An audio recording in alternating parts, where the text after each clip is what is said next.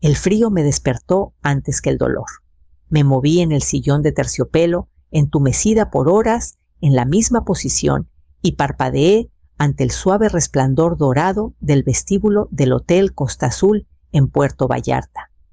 Antes, a esta hora, un pianista tocaba aquí. Ahora solo se oía el zumbido de una máquina expendedora y el roce ocasional de un recepcionista nocturno que ya no me miraba a los ojos. Mi reloj marcaba las 4:07 de la mañana. Me froté los ojos.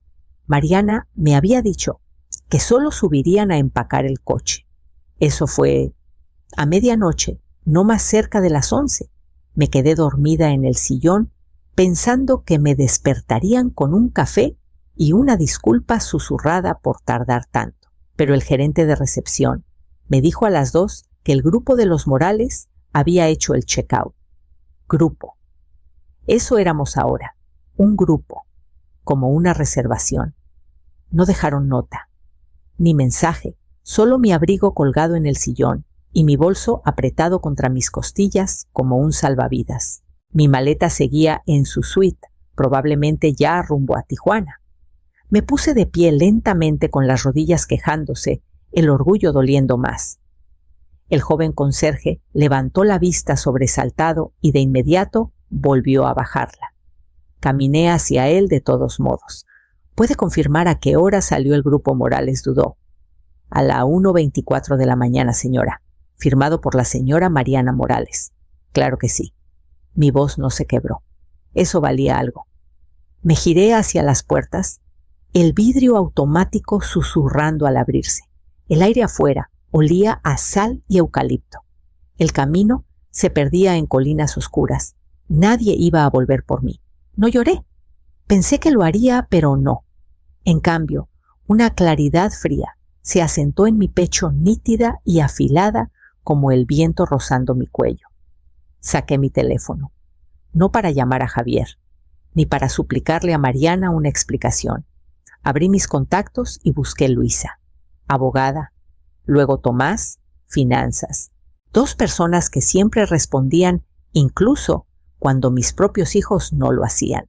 Antes del amanecer tendría respuestas, y al mediodía ellos no tendrían ninguna de las mías. El conductor llegó 20 minutos después. No le pedí que me llevara a casa. Le di la dirección del despacho de mi abogada. El coche estaba cálido, demasiado cálido. Le pedí al conductor que bajara la calefacción y miré por la ventana mientras el amanecer despegaba la noche de las colinas. Mi reflejo en el vidrio parecía más viejo que ayer, pero también más definido. No quería pensar en el sillón de terciopelo, ni en los ojos del conserje, ni en cómo el vestíbulo del hotel se sentía como una sala de espera para los olvidados. Así que pensé en números. Los 300,000 pesos que transferí para el primer local de Javier. Los 1,200,000 pesos que le di a Elena cuando sus gemelos necesitaban guardería privada. El cheque de 400,000 pesos que le extendí a Diego para mantenerlo a flote tras su segundo divorcio. El pago sorpresa de la hipoteca de su casa en la sierra cuando dijeron que las cosas estaban un poco apretadas después de Navidad. Nada de eso se registró como préstamos, sin contratos, sin plazos. Solo la madre que daba, la mujer con la chequera, la abuela que llenaba los vacíos. Pagué cada viaje del que presumían en redes. Cubrí ortodoncias, clases de ballet, terapias, cirugías de perros, mejoras de negocios y vuelos de última hora. Cuando los padres de Mariana murieron y no podía parar de llorar, yo misma reservé al terapeuta de duelo. Todo este tiempo pensé que estaba preservando a la familia, manteniendo a todos juntos. Pero los números contaban otra historia. No era dar, era comprar. Comprar paz, comprar cercanía, comprar un lugar en una mesa que construí con mis propias manos y corazón, solo para ser tratada como invitada. Cuando llegamos al despacho de Luisa, el cielo era dorado pálido. Estaba tranquila, enfocada. Dejé mi abrigo en el coche y subí las escaleras como una mujer 10 años menor, porque en ese momento lo era, sin cargas, libre. Luisa me recibió con su traje azul impecable, el café ya servido. «Llegas temprano», dijo. Sonreí. Ya terminé de esperar. Cerramos la puerta. Le entregué la carpeta marcada «Cambios», inmediatos. Era gruesa. Arqueó una ceja. «¿Estás segura?», asentí. «Empecemos por congelar las cuentas». Cuando salí de su despacho, solo faltaba una llamada. Tomás necesitaría las nuevas instrucciones antes del mediodía. Cuando crucé la puerta de mi casa, sentí el peso de la decisión. Asentándose en mis huesos no era miedo, no era arrepentimiento, solo gravedad. El silencio en el interior me calmó. Mis tacones resonaron por el pasillo hacia la habitación que solía llamar mi centro de mando. La oficina estaba tal como la dejé ordenada, cálida, familiar. El escritorio de roble aún olía levemente a pulimento de cedro. El sillón de cuero de mi difunto esposo Antonio seguía detrás suavizado por décadas de uso. Me hundí en él con reverencia. Abrí el cajón inferior y saqué la carpeta de acordeón etiquetada «Apoyo familiar». Era más gruesa de lo que recordaba. Dentro había copias de transferencias bancarias, cheques escaneados, escrituras notariadas y correos con asuntos como «Solo hasta marzo» o «Puedes ayudar esta vez». Páginas y páginas de historia, de mí intentando demostrar que importaba. Tomás llegó una hora después, impecable como siempre, con su tableta y esos lentes de armazón fino que usaba como puntuación. «Dijiste urgente», comenzó. Pero no esperaba. Esto. Deslizó el dedo por las copias digitales que le envié. Sus cejas se alzaban con cada toque. «Quiero que todo se detenga», dije. «Accesos revocados, tarjetas canceladas, no más desembolsos discrecionales de los fideicomisos, efectivo de inmediato».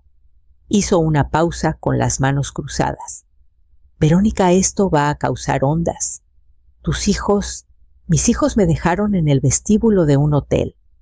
Tomás se quedó callado. Luisa se unió por altavoz, confirmando los documentos iniciales que preparamos horas antes. Hablaba como quien maneja vidrio, cuidadosa, deliberada. «Necesitaremos presentar enmiendas al fideicomiso, revocar privilegios de fideicomisarios sucesores y redactar de nuevo el testamento. Ya escribí uno nuevo», les dije. «Está en el sobre marcado final. Úsenlo como plantilla». No discutieron. Para cuando el sol se ocultó detrás del huerto, había firmado 3 juegos de documentos y rubricado 2 docenas de líneas. La tinta se secó más rápido que mi resolución. Tomás se levantó para irse su maletín más pesado que al llegar. «¿Entiendes lo que esto significa?». «Lo entiendo», dije. «Nunca he estado más segura». La casa volvió a quedar en silencio después de que se fue. Pero mi teléfono se quedó aún más callado. Escribí las cartas a mano, no porque tuviera que hacerlo, sino porque quería que la tinta importara. Una carta para cada hijo, Javier, Elena y Diego. 3 sobres dispuestos como ofrendas a una vida que financié, pero nunca compartí de verdad. No escribí con enojo. Escribí con precisión. La clase de claridad que llega cuando has estado despierta en el vestíbulo de un hotel a las 4 de la mañana, con el maquillaje de ayer corrido bajo los ojos y un conserje preguntando si esperas un transporte que nunca llegará. Escribí lo que necesitaba decirse. «A Javier te amo, pero no puedo seguir siendo tu banquero. Si nuestra relación sobrevive, será porque ambos decidimos que vale más que el dinero. A Elena, te he apoyado en cada mudanza, cada crisis, cada sueño que necesitaba capital inicial. Ahora me retiro no de ser tu madre, sino de ser tu red de seguridad. A Diego, siempre has caído de pie, lo harás de nuevo, solo que esta vez no seré yo quien amortigüe tu caída. Las firmé todas igual, con cariño siempre. Mamá». El camino al buzón fue más corto de lo que sentí. Al dejarlas caer, Me quedé un momento escuchando el golpe hueco al deslizarse dentro. Ese sonido marcó el fin de una era. De vuelta en casa esperé. No porque esperara algo, sino porque una parte de mí aún creía que un hijo sentiría el cambio en el aire cuando una madre suelta las riendas. Pasó el primer día, luego otro. La tercera tarde sonó mi teléfono. Elena. Su voz era cortante, agitada, como si hubiera subido las escaleras corriendo, pero no por amor. Mamá, recibí tu carta. No entiendo. ¿Por qué ahora? ¿Por qué harías esto sin avisar? No respondí de inmediato. Ella llenó el silencio. Las niñas necesitan ese pago de colegiatura y la renovación del contrato de renta. ¿De verdad estás diciendo que simplemente terminaste? Miré las hortensias floreciendo en desafío al fin de la temporada. Digo que estoy empezando de nuevo, respondí. Colgó sin despedirse. Esa noche apagué la luz del porche y me encontré escuchando pasos. Pero el único golpe llegó a la mañana siguiente. Estaba en mi reja justo después del amanecer, con una mochila al hombro y un silencio entre nosotras más espeso que la niebla. Sus ojos estaban enrojecidos, del tipo que viene de intentar no llorar en lugar de no poder parar. Sofía, dije saliendo al porche. ¿Tu madre sabe que estás aquí? Se volvería loca si lo supiera, respondió suavemente, intentando sonreír. Pero tenía que venir. La dejé entrar. No hice preguntas. Todavía no. Adentro se sentó en el borde del banco del desayunador, retorciendo una liga para el cabello entre los dedos. Ya tenía 17 años más alta, más definida, pero su voz aún tenía esa vacilación de niña. Los escuché, dijo, en el hotel, a mamá y a la tía Mariana, la noche antes de que te dejaran en el vestíbulo. Mis manos se detuvieron en la tetera. Dijeron que probablemente dormirías hasta tarde, que sería más fácil irse temprano y no lidiar con tus sentimientos. La tía Mariana te llamó demasiado trabajo. No pude hablar. No tuve que hacerlo. Sofía llenó el silencio. Pensé que bromeaban. Esperé en el pasillo esa mañana. Seguía preguntando si debíamos volver por ti. El tío Javier me dijo que estarías justo detrás de nosotras. Sabía que era mentira. Finalmente me senté frente a ella. Entonces, ¿por qué ahora? ¿Por qué venir aquí? Porque no quiero ser como ellos. Y porque recuerdo cuando tuve mononucleosis y tú te quedaste con nosotras. No enviaste dinero. Viniste, me leíste cuentos y preparaste sopa que no podía comer. Me arropaste cada noche. Levantó la vista. Quiero esa versión de ti en mi vida otra vez. No la que murmuran como si fueras una molestia. Extendí la mano, tomé la suya y sentí algo moverse dentro de mí, algo pequeño, pero desafiante, como el primer brote verde abriéndose paso en tierra agrietada. Entonces quédate, dije. Lo resolveremos juntas. Asintió. Y por primera vez en semanas, la casa volvió a sentirse como hogar.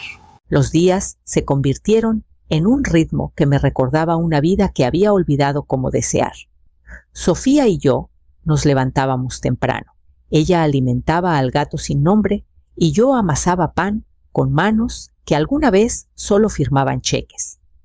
Plantamos jitomates Brandywine Cherokee Purple, pequeños Sun Golds, y le enseñé a tratar las raíces con suavidad sin sobresaltarlas. Por las tardes nos sentábamos en la mesa junto a la ventana salediza. Le mostré cómo armar un presupuesto, no para un negocio, sino para un hogar. Aprendió a leer recibos de luz, a calcular ahorros, sin resentimiento, a gastar dentro de sus posibilidades y aún vivir con plenitud. Me miraba con una reverencia que me hacía doler. Una noche después de cortar barritas de limón en cuadrados imperfectos, preguntó sin levantar la vista: ¿Por qué les diste tanto? Dejé el cuchillo. Su pregunta no dolió. Solo cayó como una verdad finalmente expresada. Porque pensé que eso era amor, dije. Creí que si pagaba por sus sueños nunca se irían. Que si les facilitaba la vida, me mantendrían en ella. Sofía asintió lentamente. No fue lo que vi. ¿Qué viste? Se recostó pensando. Como si esperaran que pagaras porque creían que se lo debías. No porque te amaran, solo porque eras conveniente. No retrocedí. Esa palabra dicha con tal claridad tocó algo en mí que no sabía que aún esperaba ser reconocido. No quiero ser así, añadió casi en un susurro. No lo serás, dije. Ya ves la diferencia. Esa noche encontré un papel en mi buró con su letra. Era una lista titulada Cosas que quiero y que el dinero no puede comprar. En la cima, tiempo con alguien que escuche. Sostuve la nota contra mi pecho con la respiración contenida, el corazón apretado. Tal vez el amor no se podía comprar. Tal vez nunca pudo. Pero quizás, solo quizás, aún podía ganarse, incluso ahora. A la mañana siguiente sonó el timbre. Por la ventana vi a Javier parado solo en mi porche. El golpe de Javier fue más suave de lo que esperaba. Cuando abrí la puerta, parecía un hombre cuyos bordes finalmente se habían desgastado. Su chamarra estaba arrugada, los ojos hundidos, la voz quebrada al decir «Hola, mamá». Me hice a un lado. Entró lentamente, escaneando la casa como si hubiera envejecido sin él. No era así. Él lo había hecho. Nos sentamos en la mesa de la cocina, la misma donde comía cereal antes de ir a la escuela. Ahora sus manos temblaban alrededor de una taza de café que apenas tocó. «El negocio se fue a pique», dijo mirando hacia abajo. «El banco necesitaba un segundo garante. Sin tu nombre en los papeles retiraron la oferta. Todo se deshizo. Dejé que el silencio se alargara, que él se sentara en los escombros. No sabía que te sentías así», dijo finalmente. «Todos estos años». Entonces, ¿por qué, pregunté quedo, nunca llamaste a menos que necesitaras algo? Sus ojos se alzaron hacia los míos. Por un momento vi al niño al que consolé en fiebres y rupturas. Pero este hombre parecía perdido en una tormenta de su propia creación. No respondió. Solo miró a otro lado, mordiendo el interior de su mejilla, como cuando lo atrapaban en una mentira. «Pensé que estaba haciendo lo correcto por ti», murmuró. «Construyendo algo, proveyendo para Mariana y los niños. Pensé que estabas orgullosa de mí». «Lo estaba», dije, hasta que quedó claro que mi orgullo era solo otra transacción para ti. Se limpió el rostro. Una lágrima solitaria se escapó, pero no era por mí. Era por el trato fallido, el negocio desmoronándose, la identidad construida con el dinero que di sin cuestionar. Me levanté y tiré su café frío. No se trata de la expansión, Javier. Se trata de quiénes somos el uno para el otro cuando no hay un cheque que escribir. No habló, no asintió, solo miró sus manos como si sostuvieran un mapa que ya no podía leer. Esa noche llamó Tomás. Contesté antes de que terminara el primer timbre. Su voz era grave. «Debes saber, Verónica, que Mariana está consultando a un abogado». Capacidad disminuida, repetí la frase resonando en mis oídos como una campana rota. La voz de Tomás era mesurada. «Eso es lo que Mariana le dijo al abogado. Afirma que tus decisiones recientes son erráticas y podrían no reflejar tus intenciones a largo plazo».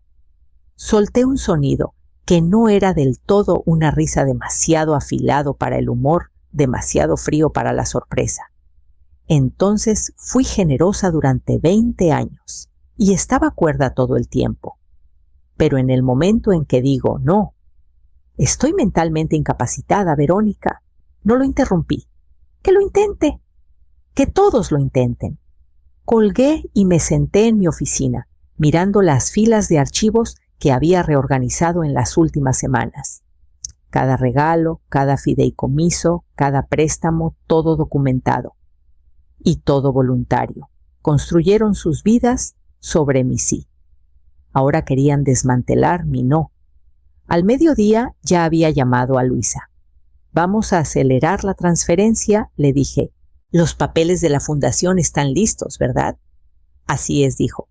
Pero Verónica, ¿estás segura? Esto hace que sea casi imposible que tu familia pueda impugnar algo. Exactamente. Esa tarde firmé los documentos con mano tranquila y mente clara. La nombré Fundación Lyle para Ancianos Olvidados. Un homenaje a los como yo descartados en el momento en que dejaron de proveer.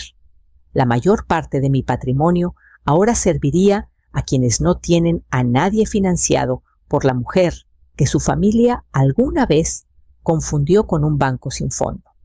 Más tarde, mientras caminaba por el jardín con Sofía, le dije: están intentando borrar mis decisiones. Dicen que he perdido la cabeza. Inclinó la cabeza. ¿Porque finalmente tomaste una decisión por ti misma? Exacto. Sonrió. Eso suena como lo más cuerdo que he oído. Esa noche escribí el manifiesto de la fundación a mano, lo doblé en una carpeta de cuero y lo guardé en mi caja fuerte. No era venganza, era recuperación. A la mañana siguiente sonó el teléfono otra vez. Elena esta vez, con voz melosa de preocupación. Mamá, todos hemos estado hablando. Solo queremos lo mejor para ti. Sonreí ahora tranquila.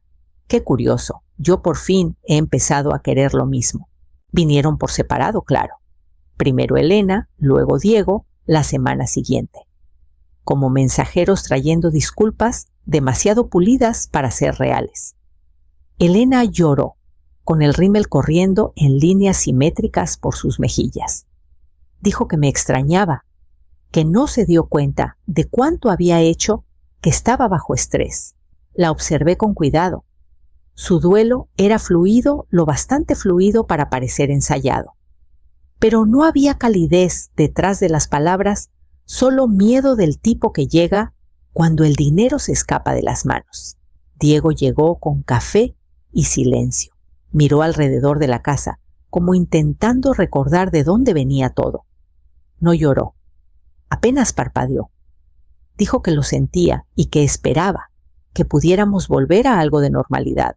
Pero la normalidad para ellos siempre se había construido sobre la erosión silenciosa de mis límites. Les dije a ambos lo mismo que a Javier. Mis decisiones eran finales. La fundación estaba financiada.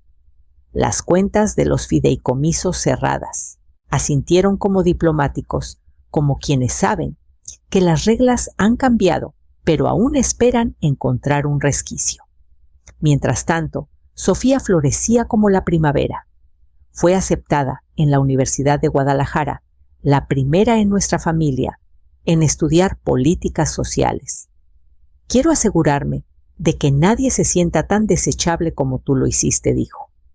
No lloré entonces, pero sí después, cuando no miraba.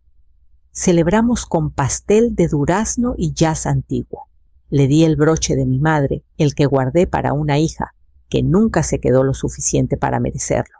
Volverán a tocar, advirtió Sofía una noche. No abras la puerta. No lo haré, dije, y lo dije en serio. Suplicarán. Que supliquen, respondí. Tú creces. Estaba en la puerta, la mañana siguiente con la maleta lista para la universidad, una sonrisa que podía romper el hielo. Y mientras la veía dar pasos hacia su futuro, me di cuenta de que yo también avanzaba hacia el mío. Han pasado 2 años y no me he arrepentido ni una vez. Ahora estoy en mi invernadero con una taza caliente en la mano viendo el amanecer pintar de oro los cristales. Las enredaderas de jitomate se han adaptado hermosamente a sus nuevos enrejados y la menta de Sofía está más salvaje que nunca, amenazando con invadir el albahaca. La dejo. Algunas cosas merecen ocupar espacio cuando han luchado por crecer. La fundación ha crecido más rápido de lo que nadie esperaba. Ahora atendemos a más de 300 ancianos, cada uno con su propia historia de abandono, cada uno encontrando consuelo al saber que no están solos, no olvidados. Financiamos viviendas, programas de compañía, incluso pequeños jardines para quienes extrañan la sensación de la tierra bajo los dedos. A veces leo sus cartas en voz alta por la noche. Gratitud en cursiva, Dolor sanando lentamente. Sofía visita todos los sábados sin falta. Trae pasteles de su cafetería favorita y anécdotas de la universidad. Aún me llama Abue, no abuela, y nunca Verónica. Solo Abue como una promesa. Ya no hablamos de los demás, no porque el dolor se haya ido, sino porque no hay lugar para la podredumbre donde crecen cosas nuevas. Una vez me preguntó si consideraría reescribir mi testamento. Le dije suavemente, ya lo hice. Estás en él no porque lo pediste, sino porque nunca tuviste que hacerlo. Los otros no han vuelto desde que sus cartas fueron devueltas sin abrir. Escucho rumores de vez en cuando por conocidos comunes o tarjetas navideñas sin firmar. Diego abrió una consultoría. Elena se volvió a casar. Javier vendió el local. Ninguno ha llamado, y por primera vez no siento dolor por eso. Hay paz en soltar. Camino a la reja cada mañana y la abro yo misma. Sin personal, sin expectativas rutinarias, solo yo sola, con el sonido del cerrojo al abrirse. No hay nadie esperando del otro lado, ningún coche llegando con demandas, ningún drama familiar en mi puerta. Solo la luz del sol entrando y un silencio que por fin se siente seguro. Me dejaron en el vestíbulo. Yo los dejé en mi testamento justo donde pertenecían fuera.